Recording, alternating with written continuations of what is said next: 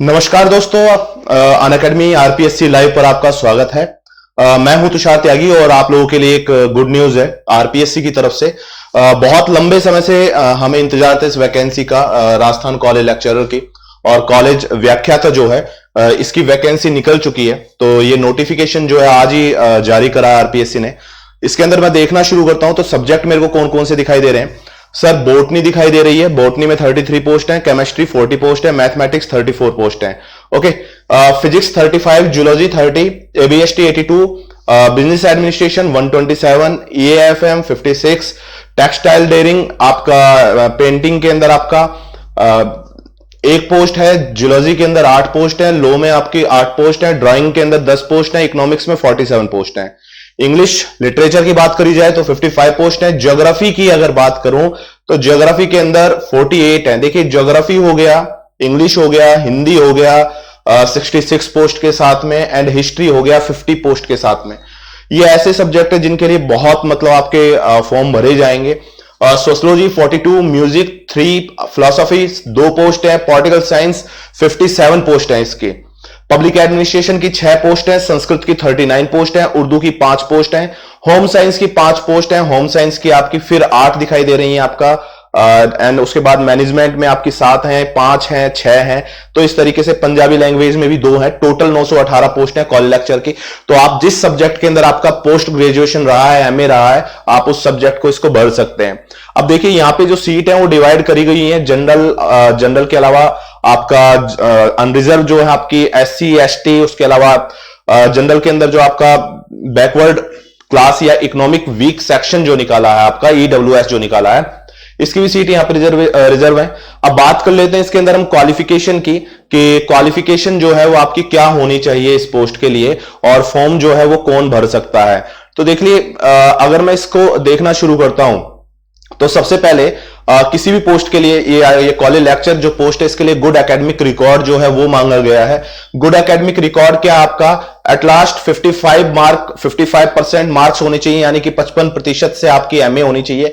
ध्यान रखिएगा, ये जनरल कैटेगरी के लिए है। अगर आप हैं किसके अंदर, एससी में हैं या एसटी के अंदर हैं, देखो यहां पे इसने साफ साफ मेंशन करा हुआ है कि अगर आप राजस्थान सरकार के, ठीक, आप किस में है, एससी के अंदर आ रहे हैं या एसटी के अंदर आ रहे हैं या ओबीसी के अंदर आ रहे हैं या अति पिछड़ा वर्ग जो है इसमें आ रहे हैं, निशक्त जन वर्ग में आ रहे हैं, तो आपको 5% की छूट दी जाएगी। यानी कि जो 55% है मास्टर डिग्री के अंदर आपकी, ये आपकी कितनी आपकी काउंट करी जाएगी, 50।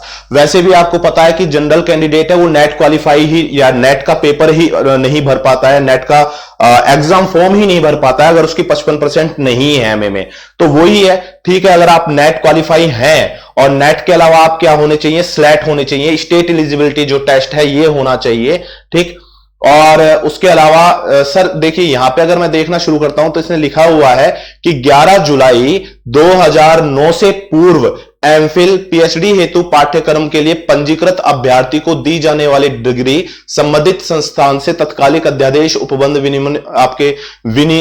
विनियमों के द्वारा अभिशासित होगी, और पीएचडी डिग्री धारक अभ्यर्थी को निम्नवर्त शर्तों को पूरा करने के अध्याधीन महाविद्यालयों में सहायक आचार्य पद की भर्ती एवं नियुक्ति हेतु उन्हें नेट स्लेट सेट की न्यूनतम पात्रता शर्तों की अनिवार्यता में छूट प्राप्त होगी। यानी कि 2009 से पहले आप पीएचडी हैं तो आप नेट स्लेट और सेट की आप ये जो देखने को मिलती है इसके अंदर, इसमें आपको छूट प्रदान की जा रही है, ठीक। नेक्स्ट आप देखना शुरू करते हैं तो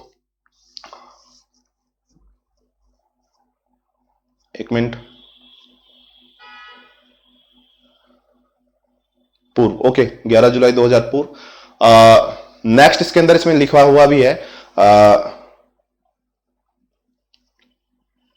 चलिए नेक्स्ट गुड एकेडमिक रिकॉर्ड की बात करते हैं। तो इसके अंदर आपका 55% आपका ग्रेजुएशन में होना चाहिए, ठीक। कुछ लोगों का यह भी पूछा गया है कि सर इसके अंदर जो ग्रेजुएशन के अलावा आपका, इसके अलावा गुड एकेडमिक रिकॉर्ड जो पोस्ट ग्रेजुएशन एट लास्ट 55% से मास्टर डिग्री यानी कि एमए, एट लास्ट 50% मार्क्स के साथ में आपका ग्रेजुएशन और एनी वन ऑफ सेकेंडरी या आपका सेकेंडरी ऑब्लिक हाई स्कूल या हायर सेकेंडरी, सीनियर सेकेंडरी। यानी कि मैं बोल सकता हूं 10वीं 12वीं में से किसी एक में आपका एनीवन ये दे रहा है, यहां पे किसी एक के अंदर मेरा आपका 50% होना चाहिए, और उसके अलावा ग्रेजुएशन में मेरा मिनिमम 50% होना चाहिए, पोस्ट ग्रेजुएशन में मेरा 55% होना चाहिए, नेट की या स्लेट की या आपकी सेट की या स्लेट स्टेट एलिजिबिलिटी टेस्ट जो होता है वो आपकी योग्यता जो है पूर्ण होनी चाहिए। ठीक, अगर आप एससी में हैं, एसटी में हैं, नॉन क्रिमिलियर ओबीसी के अंदर आ रहे हैं, तो आपको 5% की इसके अंदर छूट दी जाएगी। यानी कि ये जो परसेंटेज है 50% ग्रेजुएशन और 10th 12th वाला, इसमें आपके 45 हो सकते हैं, 45 से ऊपर होने चाहिए।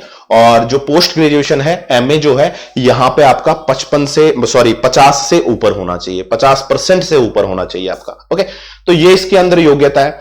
अब एक चीज और है आपका कि 1 जून 2002 से पूर्व किसी भी प्रदेश में, यानी कि राजस्थान के अलावा आपने किसी स्टेट का अगर एलिजिबिलिटी टेस्ट उत्तीर्ण करा हुआ है तो आप इसके लिए पात्र हैं। 2002 के पश्चात अन्य प्रदेश से उत्तीर्ण, मतलब किसी दूसरे स्टेट से अगर आपने स्लेट करा, देखिए जैसे नेट होता है नेशनल एलिजिबिलिटी टेस्ट, वैसे आपका स्लेट होता है स्टेट एलिजिबिलिटी टेस्ट, जो अलग अलग राज्य अपने लिए लेते हैं पात्रता परीक्षा। ओके, देन आगे की बात करें तो ग्रेड पे सर जबरदस्त वाला ग्रेड पे है आपका ग्रेड पे 6000 का दिखाई दे रहा है यहाँ पे। काफी अच्छा पे स्केल होता है ये। और एज की बात करते हैं तो न्यूनतम आयु आपकी 21 वर्ष, अधिकतम आयु 40 वर्ष की होनी चाहिए। आगे देखना शुरू करते हैं। एज में छूट भी है, अगर आप ओबीसी में हैं राजस्थान राज्य के तो आपको 5% की, सामान्य वर्ग की महिला, राजस्थान राज्य की आर्थिक रूप से कमजोर वर्ग की महिला अभ्यर्थी जो हैं, जैसे मैं ईडब्ल्यूएस जिनको बोलते हैं, ये 5 साल के लिए इनको छूट है। एससी एसटी अन्य जनजाति महिला अभ्यर्थी जो हैं उनको आपकी 10 वर्ष की छूट है महिला अभ्यर्थियों को, पुरुष अभ्यर्थियों को 5 वर्ष की है। विधवा जो है इनकी अधिकतम आयु सीमा नहीं है। ओके, देन उसके बाद में आगे देखना शुरू करते हैं तो यहां पे एक चीज और देखने को मिलती है। कुछ लोगों ने एक मतलब सर हम एमए कर रहे हैं, ऐसे क्वेश्चन नो डाउट मेरे पास आएंगे, मुझे पता है इस चीज का। पूछेंगे सर मैं एमए कर रहा हूं तो क्या मैं इसको भर सकता हूं? अच्छा, क्या सर मैं नेट नहीं हूं अभी, क्या मैं इसको भर सकता हूं? तो सबसे पहले तो आप एक चीज देख लेते हैं कि फॉर्म आपका कब भरा जाएगा। ऑनलाइन जो पेपर जो है वो ऑनलाइन ऑफलाइन ली जाएगी। ऑब्जेक्टिव पेपर होंगे, एक पेपर इसमें कंपलसरी होता है, 2 पेपर जो होंगे वो आपके सब्जेक्ट के होंगे। ओके, और जो इसका सिलेबस है वो नया, अभी पुराना सिलेबस है अभी तो आरपीएससी पे, नया सिलेबस जारी कर दिया जाएगा। और जैसे ही जारी करेंगे तो ज्योग्राफी का सिलेबस जो है मैं आपको डिस्क्राइब करूंगा। आवेदन की अवधि तो 9/11 से आपका 8/12 तक, यानी कि इसी महीने 9 तारीख से शुरुआत करी जा रही है और दिसंबर 8 तक ये भरे जाएंगे। देखिए ये कहीं ना कहीं आरपीएससी वैकेंसी निकालना शुरू कर रही है, तो मैं ये बोलता हूं कि ये इंडिकेशन है कि अब आरएएस की वैकेंसी भी आने वाली है, ग्रेड फर्स्ट की भी वैकेंसी आने वाली है, ग्रेड सेकंड की भी आने वाली है। तो आप अपनी तैयारी में ना लग जाइए, क्योंकि एक मतलब ये रहता है कि गवर्नमेंट को 2 साल हो गए, आधी गवर्नमेंट हो गई तब आएंगी वैकेंसी बम्पर, और एक गवर्नमेंट जब जाने को होगी तब बम्पर वैकेंसी आएंगी।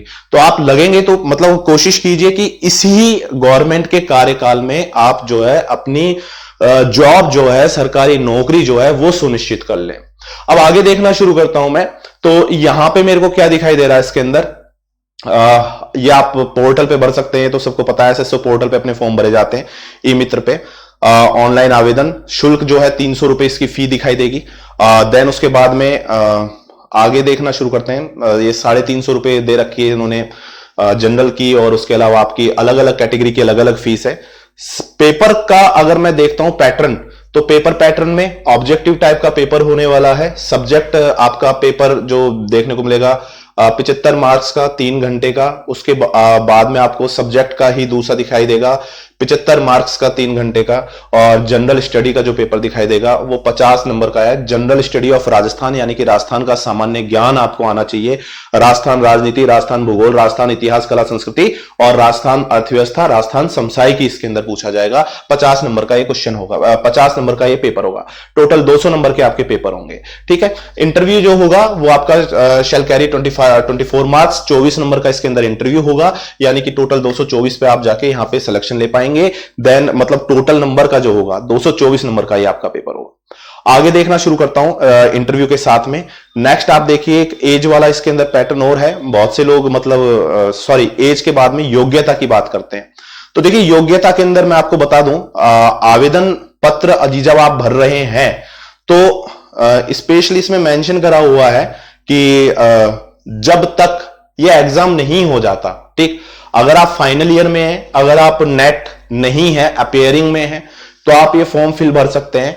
बट जिस दिन ये एग्जाम हो जाएगा उस दिन आपके पास में डिग्री होनी चाहिए। उससे पहले कि मान लीजिए अगर ये पेपर जो होता है वो मार्च 2021 में होता है, तो मार्च 2021 से पहले की आपके पास एमए की मार्कशीट होनी चाहिए और नेट का सर्टिफिकेट होना चाहिए। ये इसके लिए आवश्यक है। अगर आप अपेयरिंग हैं आप फॉर्म भर सकते हैं, बट एग्जाम डेट तक आपके पास ये जो है योग्यता ये होनी चाहिए। इसके अंदर एक बार और देख लेते हैं, यहां पे मेंशन करा हुआ था ये, जस्ट ए मिनट।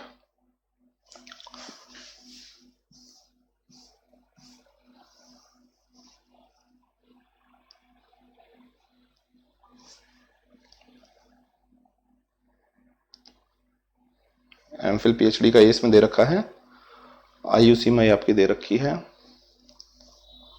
ओके, ये देखिए ये यहां पे लिखा हुआ है साफ साफ इसमें कि उक्त पदों की अपेक्षित शैक्षणिक अर्हता के अंतिम वर्ष में सम्मिलित हुआ हो या सम्मिलित होने वाला व्यक्ति भी आवेदन करने के लिए पात्र होगा, किंतु उसे आयोग द्वारा आयोजित साक्षात्कार से पूर्व, सॉरी एग्जाम नहीं, साक्षात्कार यानी कि इंटरव्यू से पूर्व शैक्षणिक अर्हता अर्जित करने का सबूत देना होगा। सबूत इन द सेंस ऐसा नहीं है कि आप कोई सर्टिफिकेट देंगे, आप इसके अंदर मतलब इंटरव्यू से पहले, हाँ ये आप बिल्कुल मेंशन करवाएंगे अपनी मार्कशीट वगैरह जो आपकी जाएंगी, तो आप पे नेट का सर्टिफिकेट और जो एमए जो आपकी है ये योग्यता आपकी होनी चाहिए। अदरवाइज आप इसके लिए अपात्र होंगे अगर आपने एग्जाम क्वालिफाई भी कर लिया होगा। तो एग्जाम में आप बैठ सकते हैं, बट इंटरव्यू से पूर्व जो है ना आपका इसमें लिखा हुआ है साक्षात्कार से पूर्व अभिव्यक्ति का आशय, साक्षात्कार की प्रक्रिया प्रारंभ होने की दिनांक, यानी कि साक्षात्कार का पहला दिन।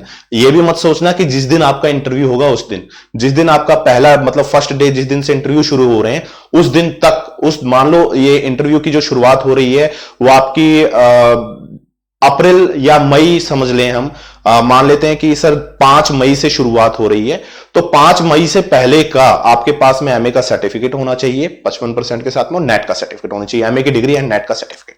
तो ये योग्यता है।